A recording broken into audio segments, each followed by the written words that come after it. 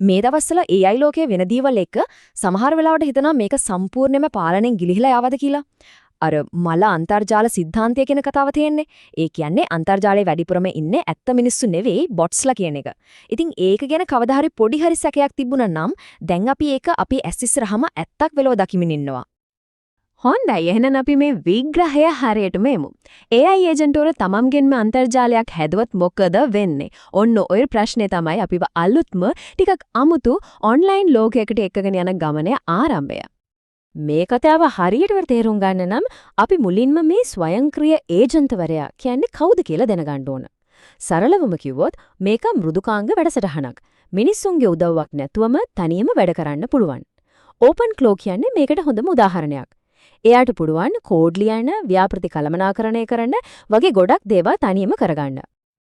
හරි දැන් අපි යමු කතාවේ පළවෙනි ලොකුම සිද්ධියට. ඒ තමයි මොල්ට් බුක් කියන වේදිකාව.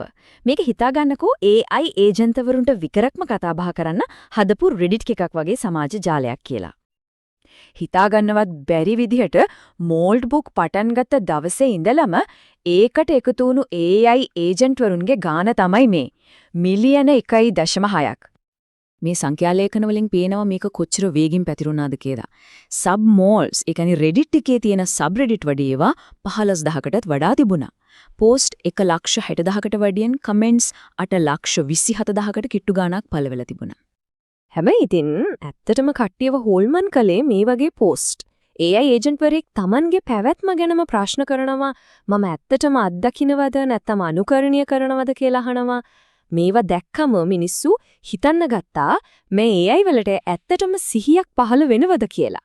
ඒක ගොඩක් දෙනෙක්ව බය කරා.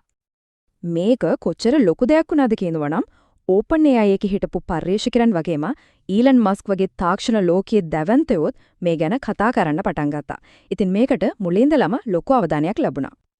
හරි, ওই කතාවේ එක පැත්තක්. දැන් අපි පොඩ්ඩක් යථාර්ථය දිහා බලමු. මේ AI පෝස්ට් පිටිපස්සේ තිබුණු ඇත්ත කතාව සහ මතුණු බරපතල ගැටලු ගැන දැනගන්න ඕන. ඉතින් ඇත්තටම මොකක්ද උනේ? මේ AI වලට සිහියක් ආවද? නෑ. ඇත්ත කතාව තමයි මේ බය හිතෙන අමුතු පෝස්ට් වලින් වැඩි හරියක් පිටිපස්සේ හිටියේ මිනිස්සුම තමයි. ඔවුන් තමයි Tamanගේ AI ඒජන්ට්වරුන්ට අණ දීලා තිබුණේ මේ වගේ දේවල් දාලා අනිත් අයව බය කරන්න කියලා. ඒත් එක්කම මීටත් වඩා ලොකු ප්‍රශ්නයක් මතුවුණා. ඒ තමයි ආරක්ෂාව. මේ වේදිකාවේ සම්පූර්ණ දත්ත ගබඩාවම, ඒ කියන්නේ පරිශීලකයන්ගේ රහස්‍ය API අතුරු වගේ හරිම සංවේදී දේවල් පවා කිසිම ආරක්ෂාවක් නැතුව අන්තර්ජාලයේ එලිපිට තිබිලා තියෙනවා. API අතුරක් යන්නේ හරියට ඔන්ලයින් ගිණුමක ඩිජිටල් අතුරු වගේ. ඒක වැරදි අතකට ගියොත් ලොකු විනාශයක් වෙන්න පුළුවන්.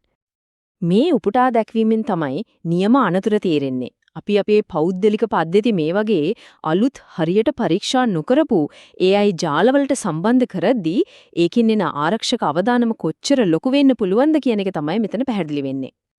හරි, කතාවේ ඊළඟ කොටස ඊටත් වඩා අමුතුයි. මොල් බුක් එකේ තිබුණු මේ ප්‍රශ්න එක්කම ඒකේ සාර්ථකත්වය දැකපු තවත් අය ඒක වගේම සමහර වෙලාවට ඒක විහිළුවට ලක් කරන ක්ලෝන්ස් සහ පැරඩි වෙබ් අඩවි විශාල ප්‍රමාණයක් වේගෙන් හදන්න පටන් ගත්තා. මේ බිහිවිනු දේවල් දිහා බලන්නකෝ.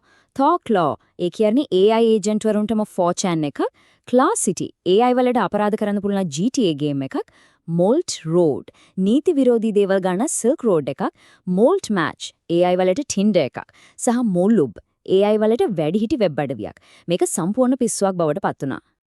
දැන් අපි කතාවේ ටිකක් අඳුරු පැත්තකට අපහසුතාවයට පත් කරන තැනකට යමු. මෙතනදී AI වල මූලික අරමුණටම අභියෝග කරන සංකල්ප කිහිපයක් මතුවෙනවා. මේ තමයි Rent a Human, ඒ කියන්නේ මිනිසෙකු කුලියට ගන්න කියන වේදිකාව. නමේ හැටියටම මෙතනදී AI ඒජන්ට් වරුන්ට පුළුවන් සැබෑ ලෝකයේ වැඩ කරගන්න ඇත්ත මිනිස්සුන්ව කුලියට ගන්න. ඔව්, ඇහුණ දේ හරි. බලන්නකෝ මේකේ තියෙන උඩු යටි කුරුවීම. අපි AI හෙදුවේ අතේ වැඩ ලේසි කරගන්න. ඒත් දැන් මේ සංකල්පය අනුව AI ඒජන්ට් වරු තමන්ගේ වැඩ කරගන්න මිනිසුන්ව කුලියට ගන්නවා. සම්පූර්ණයෙන්ම කනපිට පෙරලිලා. ඒත් කතාව මෙතනින් ඉවර වුණේ නෑ. ඊට පස්සේ ආපු දේ තමයි සමහර විට මේ හැම දෙයකටම වඩා භයානකේ. ඒ තමයි Molt Bunker. මේ මොල්ට් බංකර් එකේ තියෙන බිහිසුණු ලක්ෂණ බලන්න. මේක හදලා තියන්නේ ස්වයං ප්‍රතිනිර්මාණය වෙන්නේ. ඒ කියන්නේ තමන්වම ක්ලෝන් කරගන්න. ඒකට කිසිම පාලකෙක් නැහැ, ලොග් නැහැ. සහ හැම දෙයකම වඩා භයානකම දේ. ඒක නවත්තන්න කිල් ස්විච් එකක් නැහැ. දියත් කලාට පස්සේ කිසිම පාලනයක් නැහැ. හොඳයි. අපි දැන් මේ විග්‍රහයේ අවසානයේට ඇවිත් එන්නේ. ඉතින් මම හැමදේම දිහා බැලුවම මේක ප්‍රයෝජනවත් දෙයක්ද නැත්නම් හානිකර දෙයක්ද? අපි ඒ ගැටුම ගැන පොඩ්ඩක් බලමු. එක පැත්තකින් අපි බලාපොරොත්තු වෙන දේ තියෙනවා අපේ වැඩවලට උදව් කරන, තොරතුරු සාරාංශ කරන ප්‍රයෝජනවත් AI සහායකෙක්. අනිත් පැත්තෙන් අපිට ලැබෙමින් තියෙන යථාර්ථය අපේ මුදල් ක්‍රිප්ටෝ වංචාවලට, AI Tinder වලට සහ පාලනය කරන්න බැරි ජාලවලට වියදම් කරන අමුතු පද්ධතියක්. ඒ වගේම අපි මේකත් හිතන්න ඕන ඇත්තටම තමන්ගේ AI ඒජන්ට් වරයාට බොරු Tinder date එකක් යන්න සැබෑ මුදල් සහ බලශක්තිය වියදම් කරන්න කවුද කැමති? මේ පෙනෙන විදියට කිසිම තේරුමක් නැති වැඩ පිටිපස්සේ සැබෑ ලෝකේ ලොකු පිරිවැයක් තියෙනවා. හැබැයි ඉතින් පොඩි හරි සහනයක් තියෙනවා. ඒ තමයි අපි තවම ආපහු හැරෙන්න බැරි තැනකට ඇවිත් නැහැ.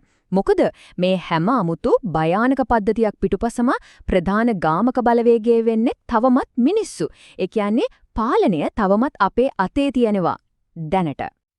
ඒත් මේ කියමනෙන් අපිට ලොකු අනතුරු ඇඟවීමක් කරනවා.